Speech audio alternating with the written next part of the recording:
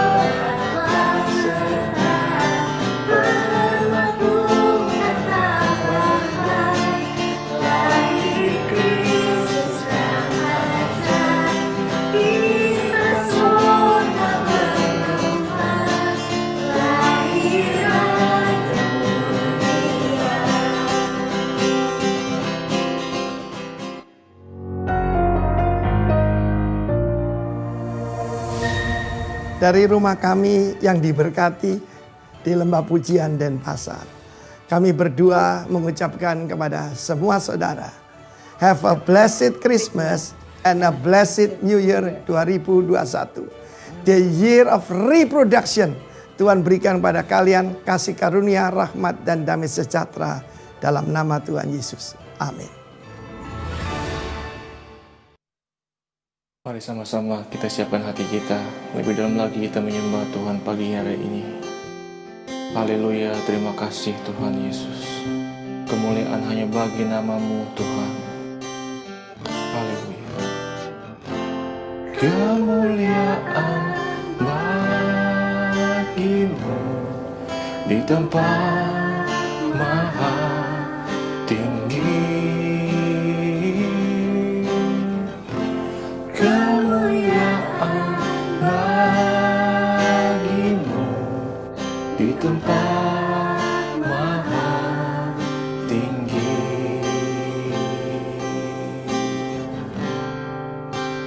Oh Yesusku,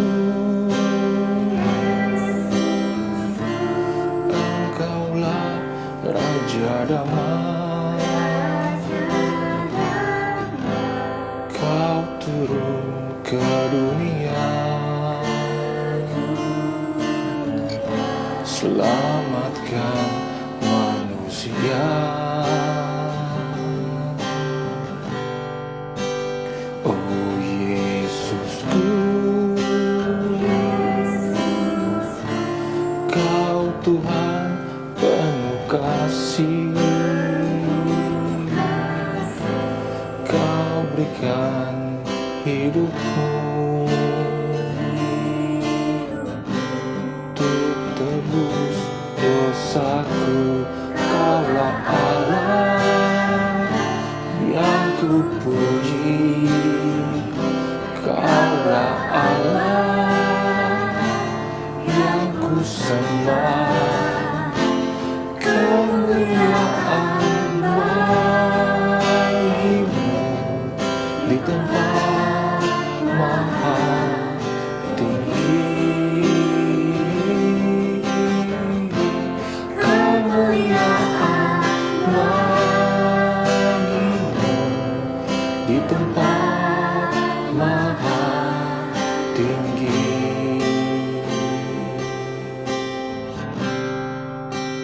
Oh Yesusku, Engkaulah Raja damai. Kau turun ke dunia, selamatkan manusia.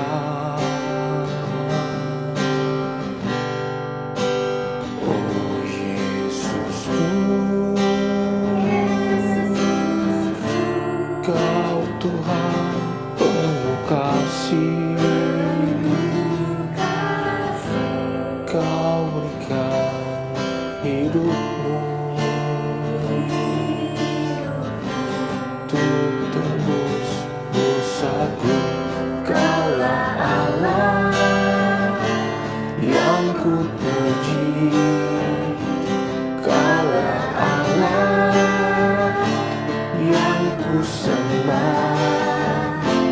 Kemuliaan bagi-Mu di tempat maha tinggi.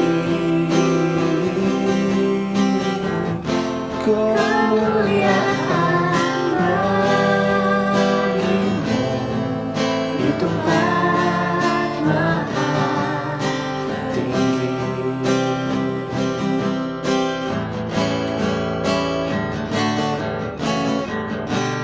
Kemuliaan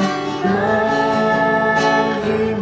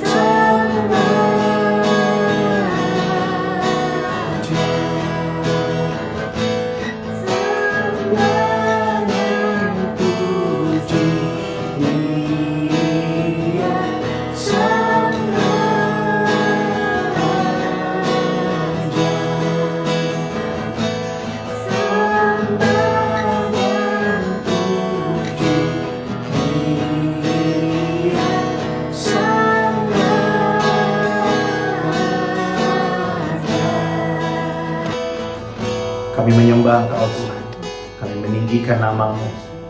Kau Allah yang layak menerima segala pujian kami. Sembah kami hanya bagi nama-Mu Tuhan. Pagi hari ini kami buka hati kami bagi Engkau. Terima kasih karena Engkau mau datang buat setiap kami. Terima kasih karena Engkau mau datang ke dunia untuk setiap kami.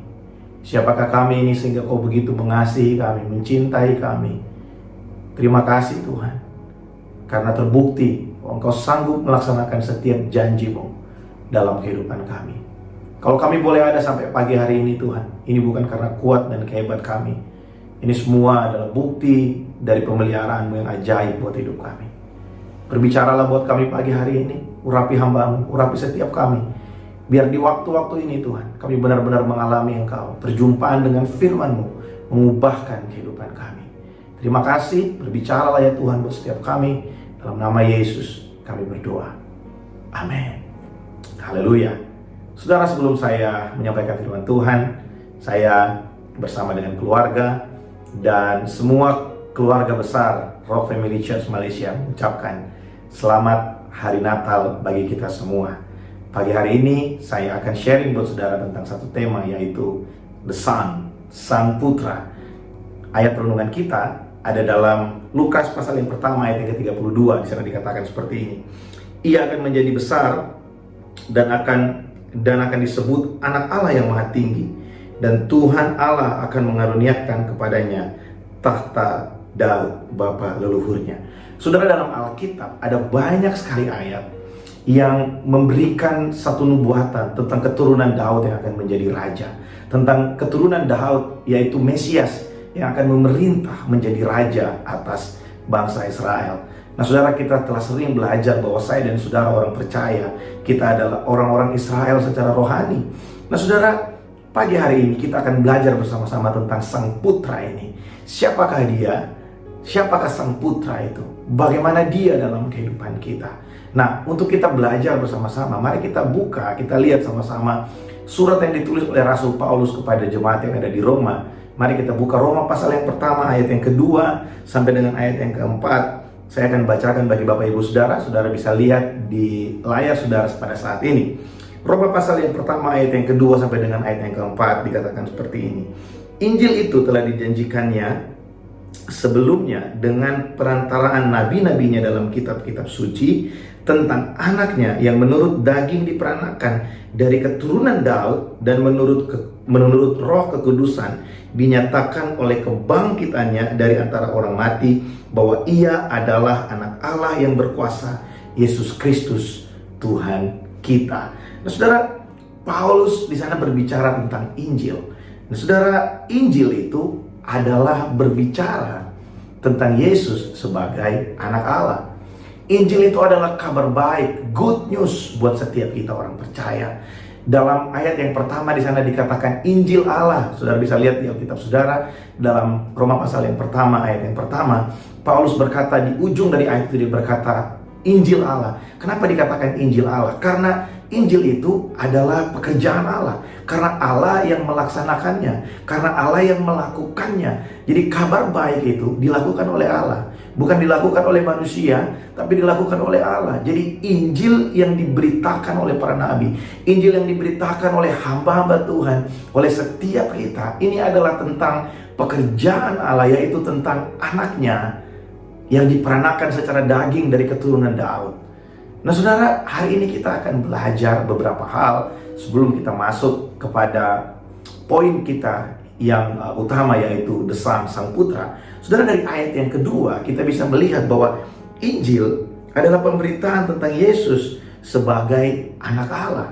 Injil bukan berbicara tentang Yesus sebagai sumber kekayaan, sumber pemulihan, sumber kesembuhan. Sekalipun Tuhan memang sanggup melakukan hal itu bagi setiap kita. Karena ketika kita memberitakan Injil, firman Tuhan berkata Injil adalah tentang anak Allah yang dilahirkan menurut daging dari keturunan Daud dan menurut roh kekudusan yang dinyatakan ketika dia dibangkitkan dari antara orang mati.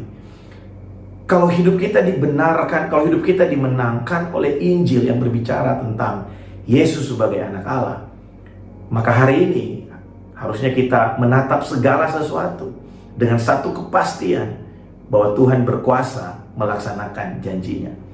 Tapi saudara, ketika kita mengenal Injil yang salah, kita mengenal pengajaran yang salah, kita memberikan fokus yang salah kepada Injil, maka kita akan tersesat di dalam gereja. Kita akan mencari segala sesuatu, pemenuhan keinginan-keinginan kita, pemenuhan keinginan daging kita di dalam gereja, dan kita pikir itu semua adalah Injil. Ayat yang saudara saksikan di layar saudara pagi hari ini berbicara bahwa Injil itu adalah tentang anak Allah, bukan tentang yang lain, bukan tentang kekayaan, bukan tentang kelimpahan, bukan tentang kesembuhan. Memang ada banyak cerita tentang itu, tapi Injil itu berbicara tentang anak Allah yang maha tinggi, yang mau datang dari sorga dan dia turun ke bumi. Kalau saudara mengikuti ibadah perayaan Natal tadi malam, perayaan malam Natal tadi malam, saya berbicara tentang Yesus datang memberikan hidup. Kita telah belajar sama-sama bahwa hidup seperti apa sih yang diberikan, kelimpahan seperti apa sih yang diberikan. Saudara, saya ingin setiap kita setelah melewati 1 tahun yang luar biasa ini, saudara, telah terbukti kalau kita hanya mengharapkan kelimpahan dan kesembuhan dari Tuhan. Kita telah melihat ada banyak orang berdoa, ada banyak orang minta pemulihan, ada banyak orang minta kelepasan untuk negaranya, untuk kotanya dari COVID-19. Tapi saya harus jujur berkata buat saudara pagi hari ini, keadaannya di beberapa bagian negara, di beberapa belahan dunia malah menjadi lebih parah, saudara. Apakah doa kita tidak dijawab? Apakah Tuhan menjadi kurang sakti lagi? Apakah Tuhan kehilangan kemuliaannya? Apakah Tuhan kehilangan kemampuannya, kehilangan mahkuasaannya? Tentu saja tidak, saudara. Tuhan ingin menyatakan buat manusia, Tuhan ingin memberikan kita satu sign bahwa di dalam Dia, mungkin yang Dia berikan bukan kesembuhan, tapi ini yang Dia berikan. Dia memberikan kita satu kepastian bahwa apapun bisa terjadi lewat segala sesuatu, Tuhan tetap ada. Dia setia, Dia sanggup melaksanakan setiap perjanjian yang telah Tuhan sampaikan melalui nabi-nabinya. Wow, kalau kita mengerti hal ini, saudara, kita memang punya hak untuk meminta. Kita punya hak untuk berdoa. Bahkan sebagai anak-anak Allah, kita punya hak untuk datang dan meminta kepada Bapa di sorga. Tapi di atas semua itu kita tahu bahwa jawaban itu adalah tergantung Tuhan. Ketika kita mempercayakan hidup kita ke dalam tangannya, kalau kita dibenarkan, kalau kita dimenangkan oleh Injil yang berbicara tentang Yesus sebagai anak Allah, maka kita juga harus hidup seperti Injil itu, yaitu hidup dengan percaya bahwa Allah sanggup melaksanakan perjanjiannya dalam kehidupan kita. Dalam program Saat Teduh Modern Devotion, dalam beberapa minggu terakhir saya banyak berbicara tentang Allah yang melaksanakan perjanjiannya, tentang Allah yang sanggup melakukan segala firman yang telah Dia beritakan. Saudara, sebenarnya kekristenan itu tidak dimulai ketika pelayanan Paulus. Ada banyak orang yang berkata bahwa kekristenan itu adalah satu aliran atau satu agama yang dibangun oleh Rasul Paulus. Saudara, sebenarnya Injil ya, itu adalah penggenapan dari segala firman, segala nubuatan yang ada di Perjanjian Lama. Ya, dalam ayat yang kedua di sana dikatakan Injil itu telah dijanjikannya sebelumnya dengan perantaraan nabi-nabinya dalam kitab-kitab suci. Jadi kabar baik, the good news mengenai anak Allah yang Maha Tinggi itu adalah penggenapan dari setiap janji Allah di dalam Perjanjian Lama dan digenapi ketika Yesus lahir ke dunia. Saudara, kalau kita mungkin bertanya, seberapa lama sih, seberapa tua sih umur dari kekristenan? Saudara, saya ingin kasih satu fakta buat setiap kita. Dalam kitab Kejadian pasal yang ketiga ayat yang ke-15, sana dikatakan seperti ini. Ini adalah perkataan Tuhan kepada ular setelah pada saat itu Adam dan Hawa memakan buah yang dilarang oleh Tuhan, ya. Kejadian 3 ayat 15 dikatakan seperti ini. Aku akan mengadakan permusuhan antara engkau dan perempuan ini, antara keturunanmu dan keturunannya. Perhatikan kalimat yang berikut. Keturunannya akan meremukkan kepalamu dan engkau akan meremukkan tumitnya. Saudara, janji tentang juru selamat, keturunan yang akan mengalahkan ular, yang akan meremukkan kepala ular, itu telah dibuatkan bahkan sejak zaman Adam dan Hawa. Saya mau kasih tahu buat saudara, kekristenan tidak dimulai ketika pelayanan Paulus. Kekristenan, Injil itu, the good news itu telah ada bahkan dari manusia pertama ada di muka bumi. Tuhan telah memiliki rencana untuk satu hari nanti, satu saat nanti Dia akan mengirimkan seorang penebus, seorang Mesias bagi saya dan saudara. Tuhan tidak berubah. Tuhan yang ada di Perjanjian Lama, Dia juga Tuhan yang ada di Perjanjian Baru. Tuhan yang berjanji di Perjanjian Lama, Dia menggenapi setiap perjanjiannya di dalam Perjanjian Baru. Saya dan saudara hari ini hidup di dalam Perjanjian Baru. Kita menikmati penggenapan dari setiap janji-janji Allah yang ada di dalam kitab-kitab para nabi melalui Yesus Kristus. Saudara, ini adalah satu kebanggaan bagi setiap kita. Mungkin ada orang berkata bahwa kekristenan mungkin baru mulai ketika ada Rasul Paulus. No, Injil telah ada sejak zaman Adam dan Hawa. Dan kalau kita mengerti hal ini, saudara, kita bisa melihat bahwa Tuhan yang saudara sembah, Dia sanggup melaksanakan perjanjiannya. Dia sanggup, Dia setia terhadap perjanjiannya. Mungkin saudara bisa lupa janji Tuhan, tapi Tuhan gak pernah lupa janjinya buat kita. Mungkin kita bisa lupa janji Tuhan, tapi Tuhan gak akan pernah lupa janjinya bagi saya dan saudara yang percaya. Katakan amin. Injil itu tentang anak Allah, Sang Putra, the Son. Dalam ayat yang ketiga, di sana dikatakan seperti ini. Ayat 3 dan ayat yang keempat, Roma pasal yang pertama, tentang anaknya yang menurut daging diperanakan dari keturunan Daud dan menurut roh kekudusan dinyatakan oleh kebangkitannya dari antara orang mati bahwa ia adalah anak Allah yang berkuasa, Yesus Kristus Tuhan kita. Saudara, ada dua hal yang ingin saya bagi buat saudara mengenai the Son. Yang pertama dikatakan di situ tentang anaknya yang menurut daging diperanakan dari keturunan Daud. Saudara, Yesus Kristus di dalam kekekalan, Dia adalah anak Allah di dalam kekekalan. Sebelum Dia lahir sebagai manusia, Dia adalah anak Allah dalam kekekalan yang penuh dengan kuasa.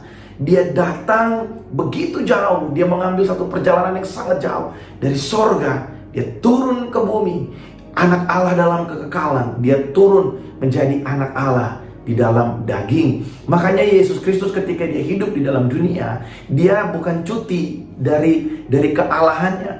Ya, jangan salah paham saudara. Waktu Yesus ada di dalam dunia, Yesus itu 100% manusia. Dia manusia seutuhnya dan Dia Tuhan seutuhnya. Dia ada di tengah-tengah dunia pada saat itu.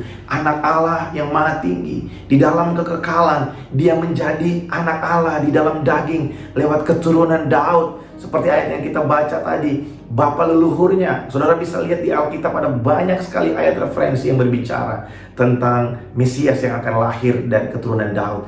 Nah, inilah Yesus Kristus, anak Allah yang maha kudus, anak Allah yang maha tinggi, yang penuh dengan kuasa. Dia mengambil satu perjalanan yang sangat jauh dari sorga. Dia turun ke bumi, dia mengambil rupa seperti manusia, dia menjadi manusia seutuhnya, dan dia adalah tetap Allah seutuhnya. Apakah ada orang yang bertanya, waktu Yesus ada di dunia, kira-kira waktu dia sekolah dan ada ujian, kira-kira Yesus belajar nggak? Waktu dia ada di dunia, ya Yesus sekolah, dia belajar, dia menghadapi ujian, apakah Yesus belajar? Ya tentu Yesus belajar. Karena firman Tuhan berkata, hikmatnya bertambah. Yesus mengalami peningkatan dalam hikmatnya. Berarti ada sesuatu yang dia pelajari. Apakah Yesus tidak merasakan apa yang dirasakan manusia? Of course, Yesus merasakan. Yesus merasakan takut ketika di Taman Getsemani. Ya, Yesus merasakan letih dalam Yohanes pasal yang keempat. Ya. Kemudian Yesus juga menangis. Saudara, Yesus juga pernah merasakan yang namanya marah ketika dia ada dalam dunia ini. Saudara, apa maksud dari semua ini? Anak Allah yang maha tinggi, anak Allah dalam kekekalan, anak Allah yang penuh dengan kuasa. Dia datang ke dalam dunia, mengambil rupa sebagai manusia. Anak Allah yang diberitakan oleh Injil itu, ya, yang lahir ke dalam dunia. Ketika dia berkata, aku mengasihi engkau. Ketika dia berkata, aku tahu apa yang ada dalam hatimu. Saudara, Tuhan mengetahui keadaan kita, bukan karena dia maha tahu. Perhatikan ini, Tuhan mengetahui keadaan kita. Tuhan mengerti apa yang kita rasakan, bukan karena dia maha tahu, tapi karena dia pernah merasakan apa yang kita rasakan. Kalau saudara mengalami kekecewaan, saudara dengarkan baik, bukan karena Tuhan maha tahu dia mengerti kekecewaanmu, tapi karena dia juga pernah dikecewakan. Kalau saudara mengalami kesedihan hari ini, bukan karena Tuhan maha tahu sehingga dia tahu kesedihan saudara, tapi karena dia pernah mengalami kesedihan. Dan kita belajar pagi hari ini, oh, Allah yang maha kuasa itu, anak Allah yang maha tinggi, dia datang sebagai manusia supaya kita hari ini bisa belajar dan kita bisa mengerti bahwa Tuhan yang kita sembah, anak Allah yang maha tinggi itu, dia pernah menjadi manusia dan dia ikut merasakan apa yang kita rasakan. Dia mengetahui apa yang kita rasakan. Dia mengerti apa yang kita rasakan. Saudara, dalam satu cerita ketika Yesus membangkitkan seorang anak dari seorang janda di kota Nain, Yesus berkata, maka tergeraklah hatinya oleh belas kasihannya. Firman Tuhan berkata, maka hati Yesus tergerak oleh belas kasihan. Kata tergerak oleh belas kasihan itu splagnisomai. Itu bukan hanya sekedar kasihan, bukan hanya dia empati, tapi Tuhan mau berkata, aku tahu rasanya kehilangan. Aku tahu rasanya kehilangan pengharapan, seolah-olah gak ada yang bisa tolong. Saudara, Yesus ketika dia akan diperhadapkan dengan salib di Taman Getsemani, saudara bisa membaca, saudara bisa melihat bagaimana air matanya jatuh bagaikan darah. Bagaimana Yesus mengalami satu kegentaran yang luar biasa. Bagaimana Yesus menghadapi satu ketakutan yang besar. Nah saudara, tapi dia menang melewat semua itu. Dan saya mau kasih tahu saudara, mungkin engkau sedang berhadapan dengan sesuatu yang besar hari ini. Mungkin ada sesuatu yang berat dalam kehidupanmu. Dengarkan baik, Yesus pernah mengalami hal yang sama, bahkan lebih dari yang kau rasakan. Oleh sebab itu, kita yang ada hari ini, kita bisa bersuka cita. Karena apa? Karena kita tahu segala sesuatu yang ada dalam hidup kita hari ini, Tuhan tidak tinggal diam. Karena dia terlebih dahulu ada bagi saya dan saudara. Saudara, ada satu penyair yang luar biasa yang menulis satu lagu. Dalam lagu itu ada satu kalimat yang berkata seperti ini. Dia telah berjalan di jalan yang aku lalui. Dia telah berdiri di tempat aku berdiri. Saudara, kalimat ini mungkin sepertinya ya tidak begitu indah. Tapi kalau saudara renungkan, Tuhan telah berjalan di jalan yang akan saudara lalui. Dan Tuhan telah berdiri di tempat di mana saudara akan berdiri. Sebelum kita merasakan setiap hal dalam kehidupan ini, dengarkan baik, Yesus terlebih dahulu telah ada di sana bagi saya dan saudara. Dia terlebih dahulu ada supaya hari ini kita yang percaya, kita bisa menerima kekuatan, kemampuan oleh Dia, di dalam Dia, untuk kita bisa berkemenangan di dalam segala sesuatu. Bagian yang kedua, saudara, dikatakan dalam ayat yang keempat, dan menurut Roh Kekudusan dinyatakan oleh kebangkitannya dari antara orang mati, bahwa Ia adalah anak Allah yang berkuasa, Yesus Kristus, Tuhan kita. Jadi yang pertama, menurut daging, kelahirannya, Dia datang dari sorga, anak Allah yang kekal, menjadi anak Allah dalam daging yang dilahirkan dari keturunan Daud. Dan ketika Dia ada di dalam dunia, Yesus juga ikut mengalami kelemahan-kelemahan manusia. Yesus ikut mengalami kelemahan-kelemahan yang dialami oleh manusia. Yesus bisa merasakan letih, Yesus bisa merasakan haus, Yesus bisa merasakan lapar. Tapi ketika Dia dibangkitkan dari antara orang mati, ini luar biasa. Itu membuktikan bahwa anak Allah yang telah menjadi daging itu, Dia bisa terlepas dari setiap kelemahan manusia. Dan Dia bangkit dalam kemuliaannya, Dia bangkit dalam kemahakuasaannya, dan Dia memberikan kepada setiap kita satu jaminan bahwa setiap kita yang berada di dalam Dia, setiap saya dan saudara yang ada di dalam Dia, ketika kita dibangkitkan bersama-sama dengan Dia, maka kita akan mengalami kehidupan yang melampaui apa yang selama ini kita pikirkan. Saudara, hidup di dalam Tuhan, ketika kita benar-benar mengerti bahwa Tuhan itu ada buat kita, saudara akan hidup lebih dari apa yang saudara bayangkan. Bukan berbicara soal kekayaan, tapi ini saudara, saya ingin bersaksi buat saudara. Dulu, sebelum mengenal Tuhan, sebelum saya mengerti tentang kebenaran ini, saya takut sekali punya impian yang besar. Karena saya pikir dengan apa yang saya punya, apa sih yang bisa saya raih? Apa sih yang paling tinggi yang bisa saya raih? Tapi ketika saya dibangun, saya mengerti bahwa kamu telah dibangkitkan bersama-sama dengan Kristus. Jangan takut punya satu pengharapan, karena memang kita diberikan pengharapan, masa depan, hari depan yang penuh dengan pengharapan. Jangan takut untuk meminta, jangan takut untuk berjalan bersama Tuhan, karena Dia bersama-sama dengan engkau. Saudara, ketika kita mengerti bahwa anak Allah yang maha tinggi, Dia yang dari kekekalan menjadi daging, anak Allah di dalam daging, Dia ikut menderita bersama-sama dengan kita, di dalam penderitaan kita, dalam kelemahan kita. Tapi setelah itu, ketika Dia dibangkitkan dari antara orang mati, itu membuktikan bahwa setiap kita di dalam Yesus Kristus, setiap kita orang percaya, setiap kita yang menerimanya sebagai Tuhan dan Raja, saudara, kelemahan-kelemahan kita itu tidak bisa menghalangi kita untuk bisa menikmati janji Allah dalam kehidupan kita. Kelemahan-kelemahan kita tidak bisa menghalangi kita untuk kita bisa mengalami janji Allah dalam kehidupan kita. Saya mau ulangi kalimat ini sekali lagi. Kelemahan-kelemahan saudara tidak bisa menghalangi janji Allah untuk tergenapi dalam kehidupan saudara. Karena Tuhan menggenapi janjinya tidak tergantung kepada kelemahan kita, keberadaan kita. Tuhan menepati janjinya, melaksanakan perjanjiannya hanya dengan satu alasan. Karena Dia berkuasa melaksanakan setiap firman yang keluar dari mulutnya dalam kehidupan saya dan saudara. The Son, Sang Putra itu datang.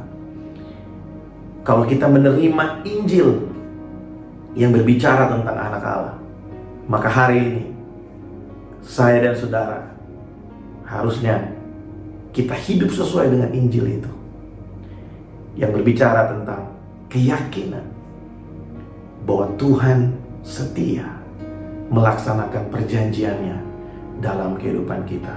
Natal tidak berbicara tentang pakaian yang baru. Mungkin ini klise sekali, saudara udah sering dengar. Natal bukan berbicara tentang baju yang baru, tentang hiasan di rumah.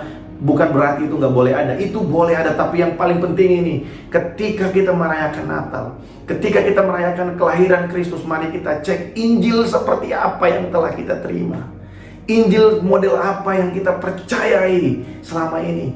Apakah Injil yang kita percayai masih menyangkut dengan semua pemenuhan keinginan-keinginan daging kita? Apakah Injil yang kita percayai masih sangat erat hubungannya dengan pemuasan-pemuasan ego kita? Atau kita telah mendengar Injil yang berbicara tentang Yesus Kristus adalah anak Allah, sehingga kita hari ini punya pengharapan bahwa kita gak pernah tahu apa yang terjadi hari esok. Tapi yang kita tahu, ada Allah bersama-sama dengan kita. Dia terlebih dahulu ada di sana bagi saya dan saudara. Dia terlebih dahulu ada bagi saya dan saudara. Sehingga lewat apapun yang kita hadapi, kita akan menghadapinya dengan kepala yang tegak. Mungkin kita menangis, mungkin kita tertawa, ada waktunya kita kecewa, ada waktunya kita ditinggalkan. Tapi semua itu tidak bisa menghalangi janji Allah terjadi dalam kehidupan kita. Yesus lahir dalam kehidupan saudara, di rumah tangga saudara, di pekerjaan saudara, dalam segala sesuatu yang saudara kerjakan. Yesus hadir di sana. Dan itu tanda bahwa Allah menggenapi janjinya. Dia memberikan Sang Putra, anak Allah yang maha tinggi, anak Allah yang maha kuasa, Yesus Kristus, Tuhan kita. Mari kita berdoa. Terima kasih Tuhan buat firman-Mu pagi hari ini.